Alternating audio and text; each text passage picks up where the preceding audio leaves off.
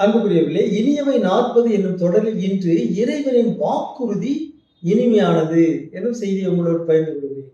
கடவுள் நமக்கு பல வாக்குறுதிகளை தந்திருக்கிறார். அந்த வாக்குறுதிகள் அனைத்துமே இனிமையானவை. அவை நம் வாழ்வை இனிமைப்படுத்துகின்றன.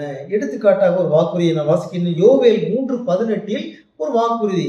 அந்நாளில் மலைகள் இனிய புதிய ரசத்தை பொழியும், குன்றுகளிலிருந்து பால் வழிந்தோடும், யூதாவின் நீரோடைகளில் எல்லாம் தண்ணீர் நிரம்பி வழியும், ஆண்டவரின் இல்லத்திலிருந்து நீரூற்று ஒன்று கிளம்பும் என்று சொல்லப்படும்.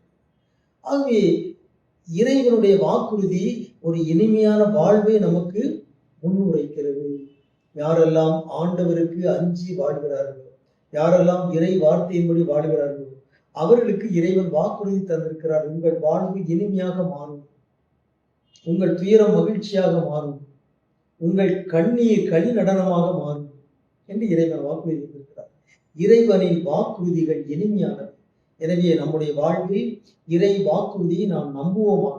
நம்முடைய அன்றாட இறை வேண்டலில் இறைவனுடைய வாக்குறுதிகளை சொல்லி ஆண்டவரை போற்றுவோமாக, நன்றி செலுத்துவோமாக. ஆமென்.